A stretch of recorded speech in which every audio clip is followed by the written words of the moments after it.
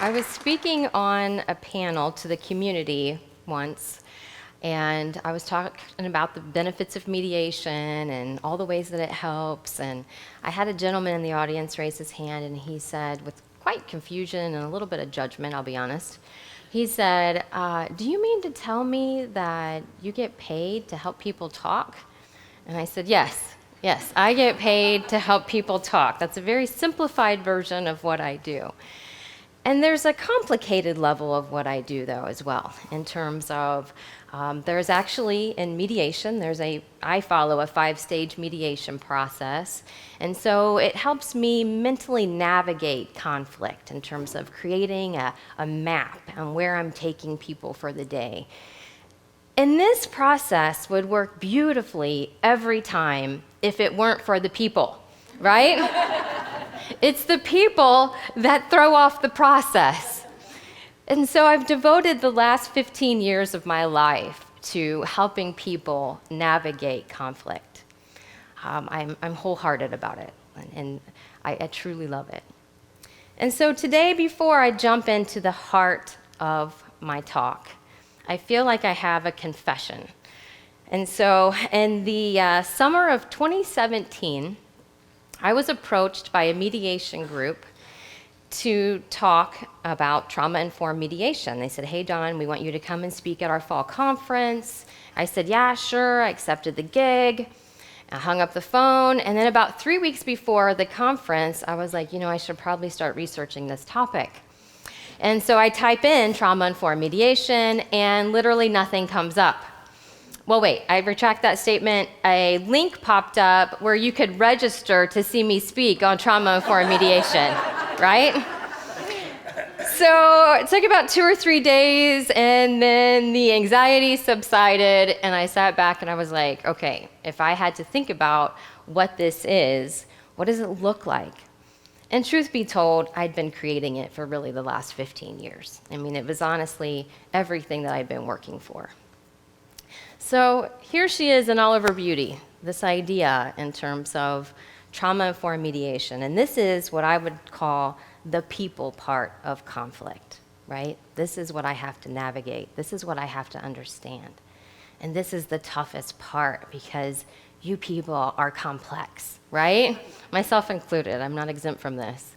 And so if we think about trauma, we're really talking about, and it sounds like a big, scary word, and I get it, but there's really the traumas of everyday life, right, in terms of divorce, infidelity. And then we've got the big traumas, abuse and neglect, and the things that happen with that. And the system is responding to that, right? And so that's what we're designed to do. I mean, we're really beautiful by design when you think of it. And so the system is responding, it's doing what it's supposed to do, and the problem is when the person is no longer in that environment or doesn't really need that skill, they still rely on it and they still have that dysregulation. The tricky part that we as mediators really need to consider is the neuroscience of mediation. Because, right, like I said, there's this 5-stage process and everybody should just do it. And a huge part of that process really depends on brainstorming, problem solving, decision making, negotiation, which all require the prefrontal cortex, right?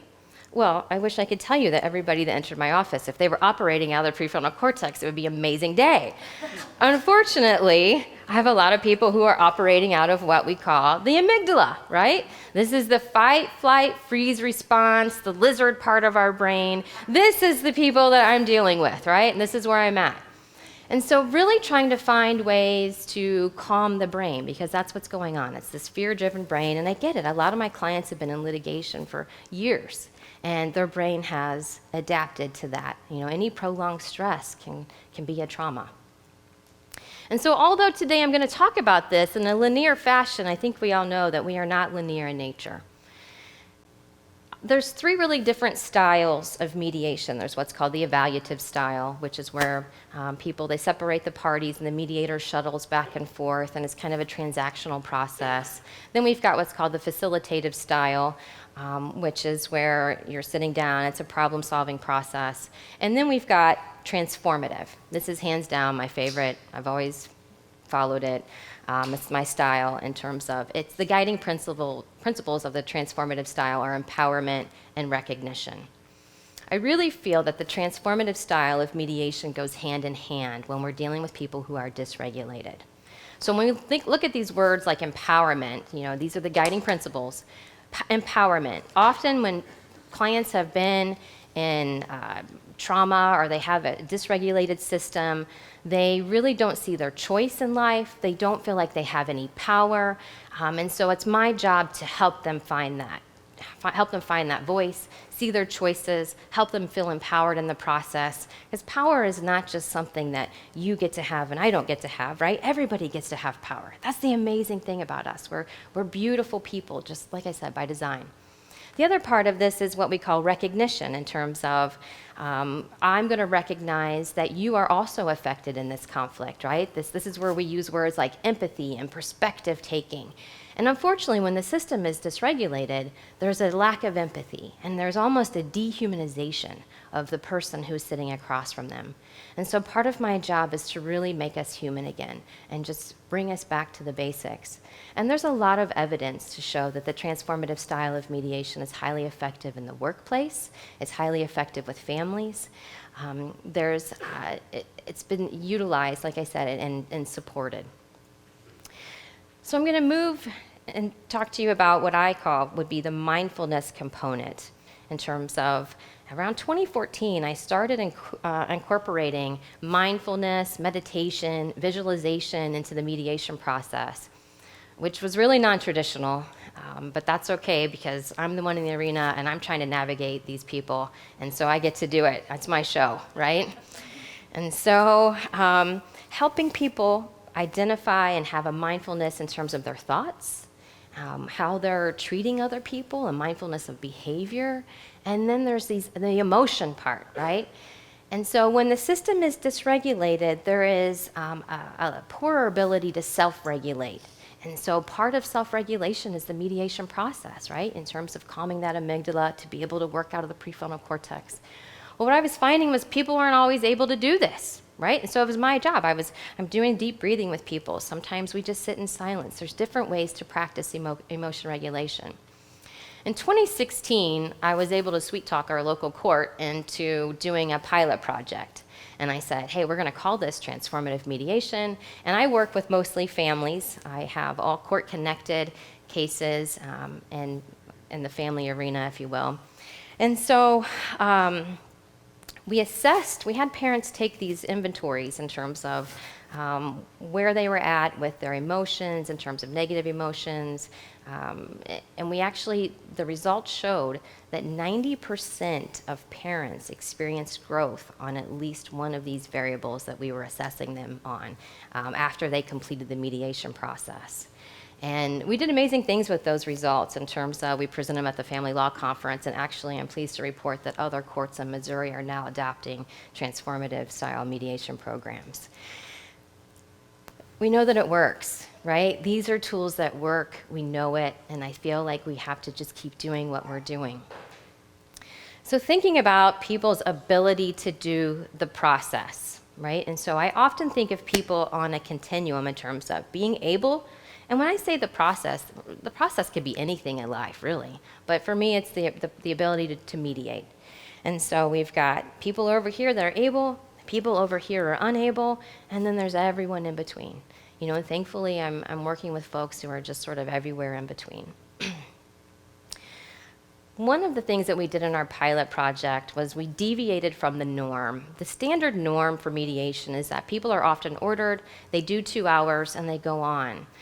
I have a really tough time with that in terms of being able to connect with those people in 2 hours, establish a rapport. And so when we did our pilot project, we added a 1-hour intake session with each of our clients. And the feedback was amazing. And I feel like it's maybe time to start challenging some of the norms that we have for the mediation process.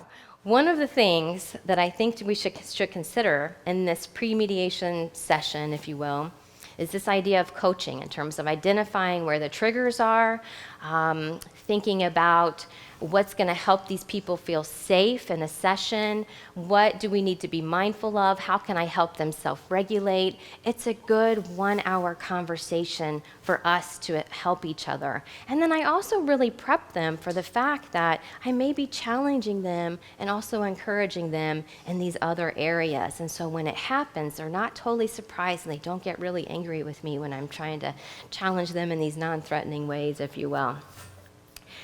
And the feedback, as I said, people said they felt safe, which is amazing because that is part of calming that fear-driven brain and keeping calm and so they can do the process.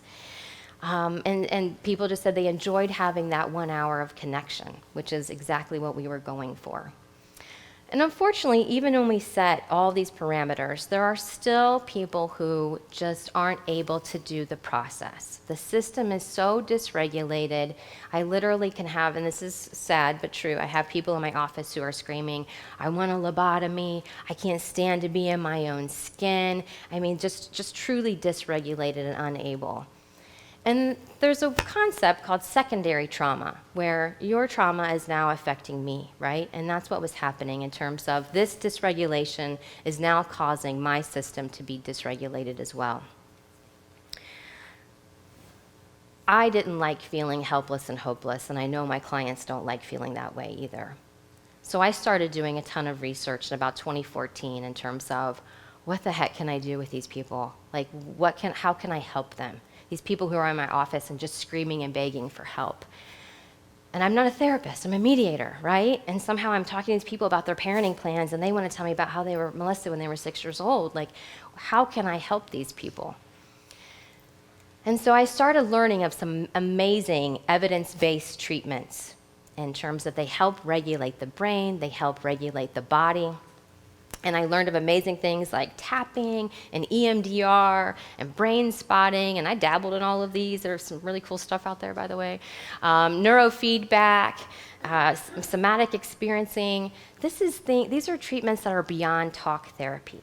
There's an extra step there in terms of just helping bring the body and the brain into balance. And so now I created a flyer. Well, first I had lunch with all these people. I called the people in my community and I'm like, oh my gosh, who are you? What are you doing? Let's have lunch. I think we can help each other here in this and really just rely on each other as a community.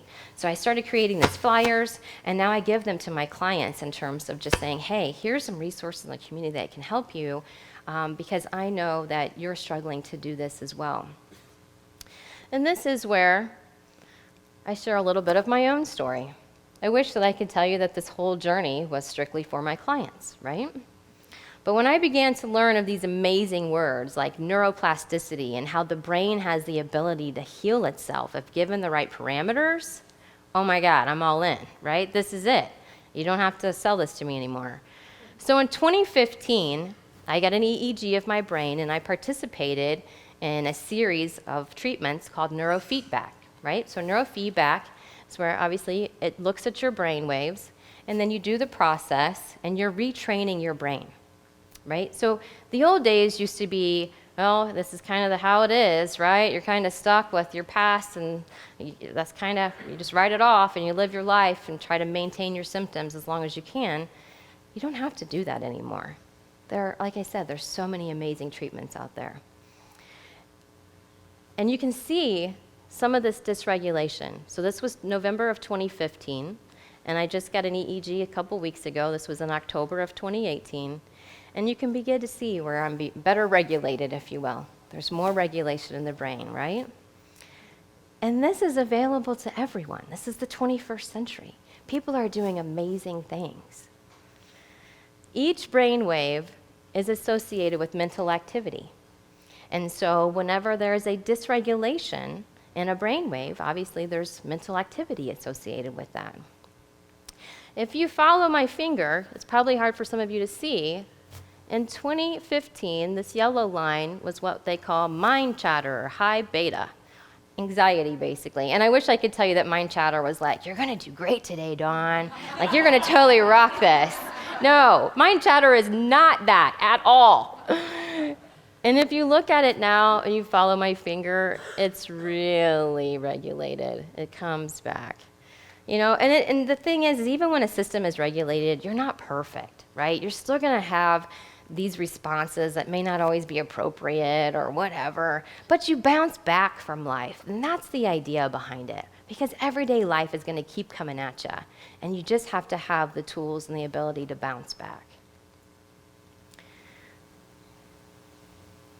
I think the important thing is that through all that dysregulation, in the midst of it all, I had some really dark days. I'm not going to lie. This is maybe a moment for us.